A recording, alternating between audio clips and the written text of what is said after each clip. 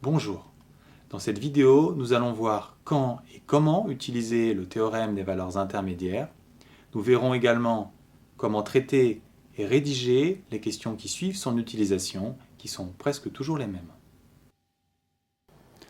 Lors d'une étude de fonction, une expression qui vous indique qu'il faut utiliser le théorème des valeurs intermédiaires est une unique solution alpha, ou toute expression de ce type, par exemple une et une seule solution. La question suivante est presque toujours la même, donner un encadrement de cette expression.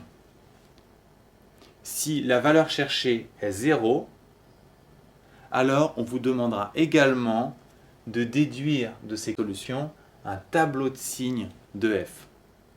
Maintenant, nous allons voir comment rédiger les réponses à ces trois questions.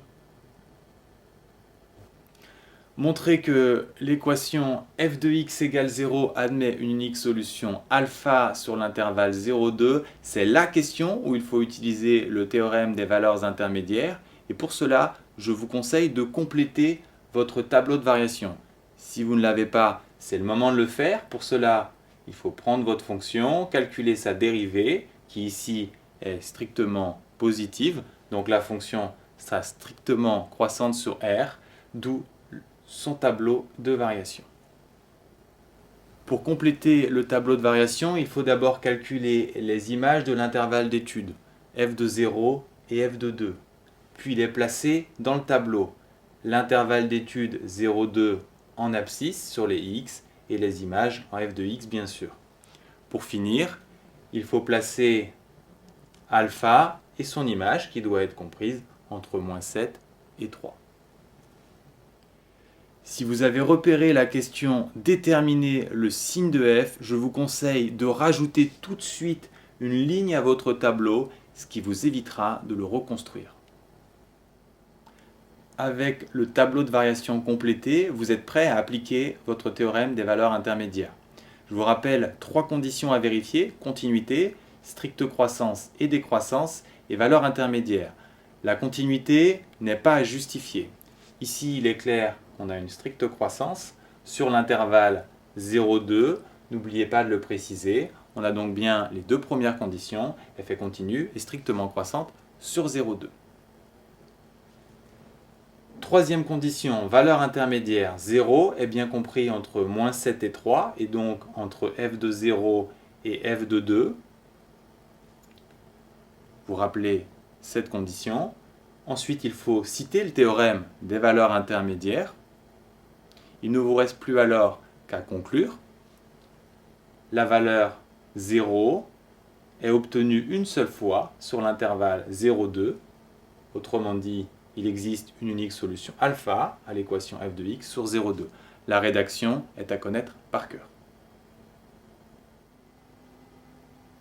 Nous avons démontré que alpha existe et est unique. Nous pouvons maintenant chercher à l'encadrer, et pour cela, nous allons utiliser la calculatrice. Nous allons commencer par tracer la courbe, évidemment sur la calculatrice. Si l'équation à résoudre est f de x égale k, il faudra trouver pour quelle abscisse x la fonction atteint la valeur k.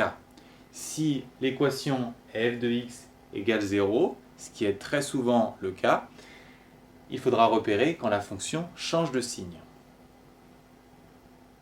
La première méthode consiste à utiliser un tableau. Vous tapez sur la touche correspondante sur votre calculatrice. Vous devrez alors rentrer deux paramètres: la première valeur du tableau et le pas. La première valeur, puisqu'on est sur 0,2, sera évidemment 0. Ensuite, pour le pas, vous allez prendre une valeur, puisque vous êtes sur 0,2, qui vous permet d'avoir un nombre de valeurs limité. Donc vous prendrez 0,1, ce qui vous génère une vingtaine de valeurs. Vous allez obtenir alors un tableau de ce type. Il faut regarder quand est-ce que la fonction change de signe, et vous pouvez remarquer que c'est entre 1,7 et 1,8. Il vous faut alors générer un deuxième tableau qui prendra pour première valeur 1,7 et pour pas 0,01.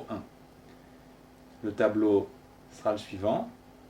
Vous voyez que la fonction change de signe entre 1,73 et 1,74. Vous allez devoir générer finalement un troisième tableau avec pour première valeur 1,73 et un pas plus petit de 0,01.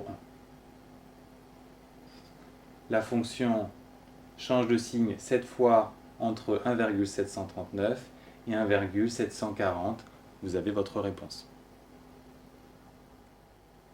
Pour expliquer votre résultat sur votre copie, vous rappelez les valeurs trouvées, donc la dernière valeur négative 1,739, la première valeur positive 1,740, et vous concluez alpha est compris entre ces deux valeurs. Une deuxième méthode consiste à utiliser la fonction zoom de votre calculatrice après avoir fait apparaître le graphique. Puisque nous cherchons à résoudre l'équation f de x égale 0, nous allons chercher à avoir de la précision sur l'intersection entre l'axe des abscisses et la courbe. Ici, il est clair que l'intersection est entre 0 et 2 et à peu près égale à 2. Un zoom autour de l'intersection va nous permettre d'avoir plus de précision. On obtient ainsi un deuxième graphique avec un intervalle de x réduit, mais la précision n'est pas encore suffisante pour obtenir un encadrement de l'ordre de 10-3 près. On voit seulement qu'on est autour d'un 75. Il va falloir alors réaliser autant de zoom que nécessaire pour obtenir la précision désirée. La présentation du résultat est exactement la même que celle vue pour le tableau. Troisième question, en déduire le tableau de signes de f. Vous pouvez aussi en déduire le signe de f. C'est une question sur laquelle calent beaucoup d'élèves, tout simplement parce que pour eux, tableau de signes ou signe, cela signifie des calculs. En réalité, ici, il suffit d'utiliser les résultats précédents. Pourquoi ? Premièrement, parce qu'on vous a indiqué en déduire, ce qui signifie qu'il faut utiliser les questions précédentes. Qu'est-ce qu'il faut utiliser ici ? Le tableau de variation, et la réponse se fait par une interprétation, par une lecture du tableau. On voit que la fonction est strictement croissante sur son domaine de définition et qu'elle s'annule en 0. Elle est donc négative avant alpha et positive après alpha. Pour rédiger cette question, si votre tableau se trouve plus haut dans votre copie, tout simplement d'après le tableau précédent, et vous résumez f de x négatif si x inférieur à alpha et f de x positif si x après alpha. Une question un peu plus rare qui utilise elle aussi le résultat de la question du TVI, donc le alpha, montrer par exemple que alpha au cube égale 7 moins alpha. La clé, le truc pour démarrer, f de alpha égale 0, et ensuite il faut en tirer les conséquences. F de alpha égale 0 et f de x égale x cube plus x moins 7. On remplace x par alpha, on en déduit que cette expression est égale à 0, d'où alpha cube égale 7 moins alpha, ce qui était recherché. Il existe une deuxième situation dans laquelle il faut utiliser le théorème des valeurs intermédiaires quand on vous demande de déterminer le nombre de solutions d'une équation de type g de x égale k, ici 5. Cette question viendra en fin d'exercice. Vous aurez alors déjà le tableau de variation complet. Vous travaillerez intervalle par intervalle en utilisant le théorème des valeurs intermédiaires. Ici, il est clair que sur un 4, la valeur 5 sera obtenue. Vous rédigez alors exactement comme nous l'avons vu précédemment et vous concluez sur un 4, g de x admet une solution.